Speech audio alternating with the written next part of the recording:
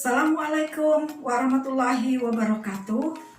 Apa kabar pemirsa sekalian dimanapun Anda berada? Pada kesempatan kali ini saya akan memberikan penjelasan materi pelajaran IPA kelas 8. Jadi khususnya untuk kalian anak-anak kelas 8, simak baik-baik ya materi ini.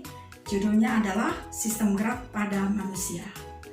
Anak-anakku sekalian, beberapa tujuan yang diharapkan pada kalian setelah mempelajari materi ini adalah: yang pertama, mampu menjelaskan tulang-tulang penyusun rangka tubuh manusia, baik susunan, zat pembentuk maupun fungsinya. Kemudian yang kedua, mampu menjelaskan otot-otot tubuh manusia, baik bentuk, cara kerja, letak, dan fungsinya. Lalu yang ketiga, mampu menjelaskan sendi-sendi pada tubuh manusia, baik bentuk, susunan, dan fungsinya, ya.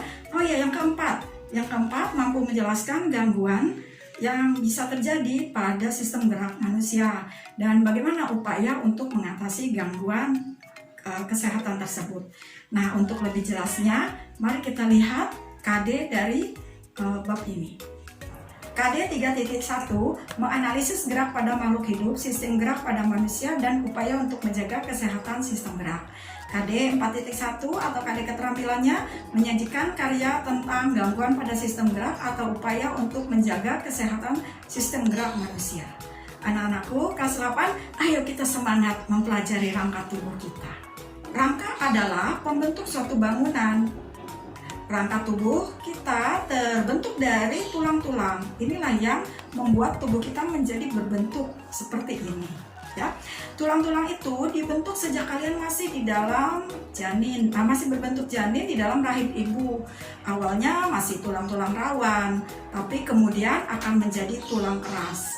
Maha besar Allah dengan penciptaannya, sehingga begitu kalian keluar dari rahim ibu menikmati udara di dunia ini, maka tulang-tulang kalian mulai mengeras.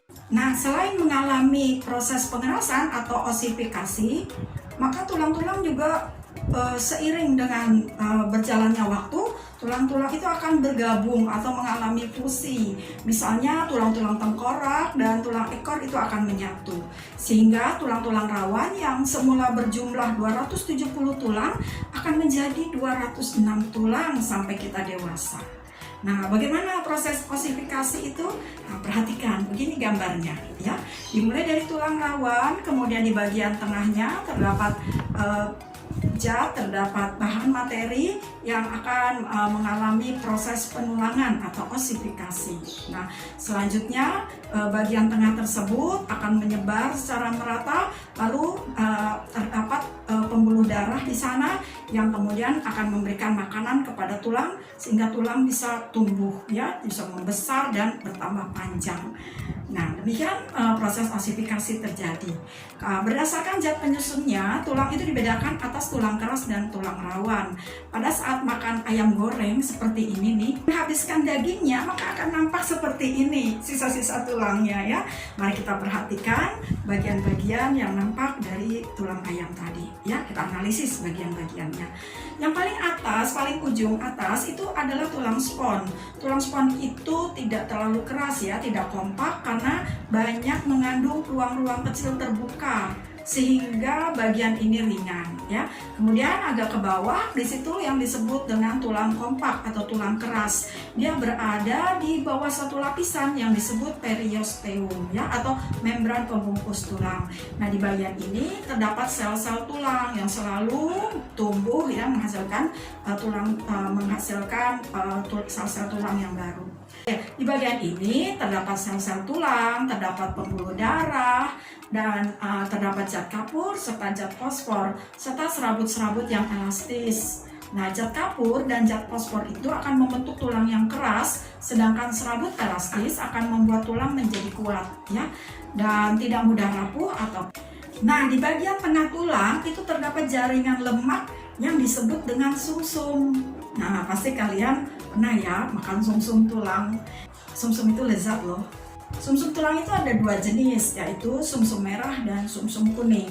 Sumsum merah berada pada bagian ujung tulang antara tulang-tulang spon tadi yang di bagian atasnya ya.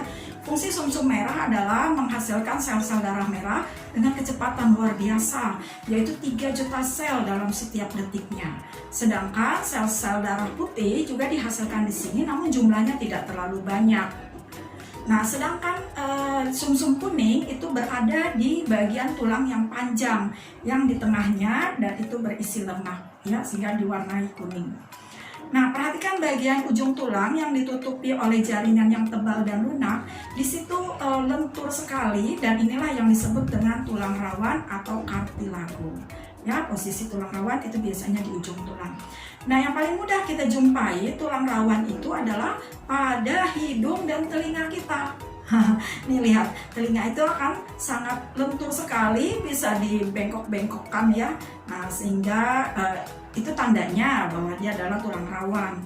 Nah, padahal di tempat yang lain juga ada tulang rawan, seperti misalnya pada ujung-ujung tulang rusuk dan dinding saluran pernafasan.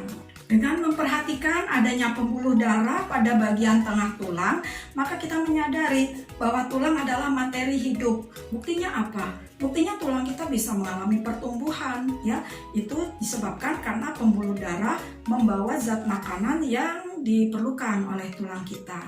Nah, makanannya dari mana? Ya, tentu dari tubuh kita sendiri. Berdasarkan bentuknya, tulang dibedakan menjadi 4, yaitu tulang pipa, tulang pipih, tulang pendek, dan tulang yang tidak beraturan. Nah, tulang pipa itu bentuknya panjang, sedangkan tulang pipih gepeng ya bentuknya. Kemudian kalau tulang pendek bentuknya pendek-pendek, ada di bagian tulang punggung kita, tulang belakang kita. Dan tulang yang tidak beraturan itu adanya pada pergelangan tangan dan pergelangan kaki. Ibu yakin kalau tulang pipa kalian sudah bisa menyebutkan di mana letaknya. Demikian juga dengan tulang pipih. Mari kita lanjut, kita perhatikan gambar yang berikut ini. Di sini terlihat apabila kita meraba tangan kita, itu di dalamnya nggak cuma meraba ya, tapi diberi tekanan juga. Itu di dalamnya terdapat 2 tulang, yaitu tulang hasta dan tulang pengumpil. Nah, begitu juga di bagian atas ini hanya ada 1 tulang, dan keduanya merupakan tulang bentuk pipa ya. Ayo kita mulai menekan bagian punggung belakang. Ini ada tulang belikat. Tulang belikat itu bentuknya pipih ya, seperti gambar berikut ini. Ada juga tulang yang panjang yang disebut juga dengan tulang pipa. Nah, silakan kalian memperhatikan bentuk tulang yang menyusun tubuh manusia atau disebut juga dengan rangka tubuh manusia.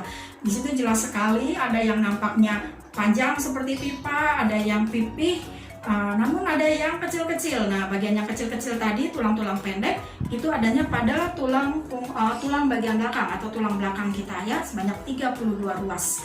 Nah, sedangkan tulang yang bentuknya tidak beraturan, itu adanya pada tulang pergelangan tangan dan pada tulang pergelangan kaki.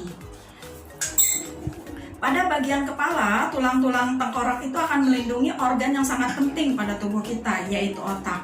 Dan pada dada ini, tulang-tulang rusuk melindungi organ tubuh yang sangat penting juga, yaitu paru-paru dan jantung. Sampai di sini kalian tentu sudah bisa menyebutkan apa fungsi rangka bagi tubuh manusia ya. Yang pertama, rangka memberi bentuk tubuh pada manusia. Yang kedua, rangka melindungi organ-organ tubuh yang sangat penting. Nah, rangka itu tersusun atas tulang-tulang. Tulang-tulang menghasilkan sel-sel tulang yang menyebabkan tulang dapat tumbuh atau juga memperbaiki kerusakan-kerusakan pada tulang. Selain itu, pada tulang juga dihasilkan sel-sel darah merah dan sel-sel darah putih. Nah, bagaimana caranya agar tulang-tulang penyusun itu bisa bergerak? Ya, jadi kalau cuma tulang saja itu nggak cukup, tidak akan membuat kita bisa bergerak. Maka harus ada yang menggerakkan, ya. Yang menggerakkan itu mampu memendek dan memanjang. Ya, itulah yang kita kenal dengan otot, ya. Dalam kehidupan sehari-hari, otot dikenal dengan istilah daging. Otot pada tubuh manusia melekat pada tulang. Nah, terkadang otot itu kontraksi atau memendek, atau juga dia relaksasi atau memanjang. Itulah sebabnya tulang bisa bergerak karena otot menempel pada tulang, kemudian tulang mengalami reaksi memanjang dan memendek.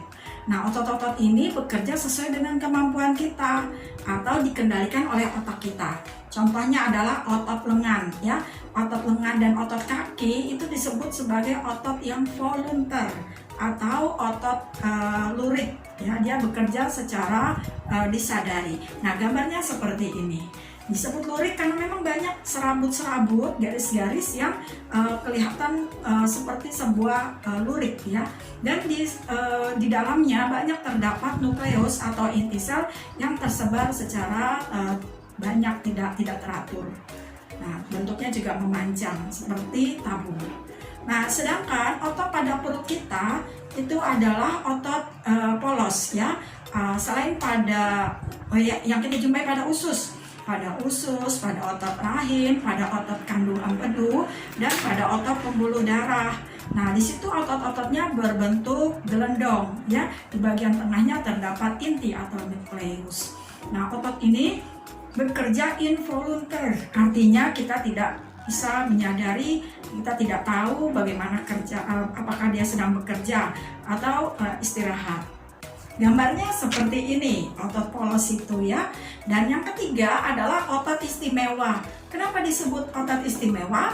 Karena otot ini bentuknya lurik, bergaris-garis seperti itu, ya, silinder, namun kerjanya seperti otot polos, tidak disadari. Tahukah kalian otot apa itu? Ya, betul, otot jantung, ya.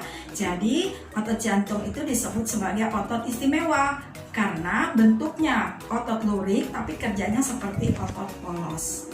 Kita wajib bersyukur kepada Allah Subhanahu wa Ta'ala yang telah menciptakan otot polos, otot jantung, dan otot lurik. Khususnya otot polos dan otot jantung. Sehingga kalau kita bisa mengendalikan otot lurik, namun otot polos dan otot jantung bekerja tanpa kita sadari. Dengan demikian kita bisa istirahat tanpa harus mengendalikan kerja jantung atau otot-otot pencernaan tubuh kita. Ya, kalau kita harus mengendalikan semuanya, kita nggak bisa istirahat, gitu, ya. Oke, dua otot itu bekerja sama untuk menggerakkan tulang-tulang. Nah, misalnya pada saat kita akan mengangkat tangan, seperti ini, ya, gambarnya, ya. Maka tangan ini akan mengalami kontraksi dari otot bicep dan relaksasi dari otot tricep. Nah, akibatnya adalah bagian lengan, bagian atas, bagian bawah ini terangkat. Nah, ini yang disebut dengan gerakan yang antagonis karena otot bicepnya kontraksi, namun otot tricepnya relaksasi. Nah, bagaimana ketika tangan ini diluruskan atau disebut juga dengan ekstensi, terjadi kebalikannya, otot bicepnya relaksasi dan otot tricepnya kontraksi, ya. Disebut bi itu artinya 2, tri 3 karena di situ ada 2 urat atau tendon yang menghubungkan antara otot dengan tulang. Sedangkan tricep berarti ada 3 urat yang menghubungkan otot dengan tulang. Nah, kita lihat ini gambar berikut, yaitu menengadah dan menunduk, ya. Itu disebut sebagai gerakan elevasi dan gerakan depresi. Itu juga kerjasama dari otot-otot secara antagonis. Nah, sedangkan ketika otot tangan kita itu menengadah dan menelungkup atau disebut juga pronasi dan suspinasi, itu menandakan bahwa telah terjadi kerjasama antar otot. Nah, otot-otot yang bekerja sinergis itu adalah otot pronator dan otot quadratus, ya. Keduanya ada di pergelangan tangan kita.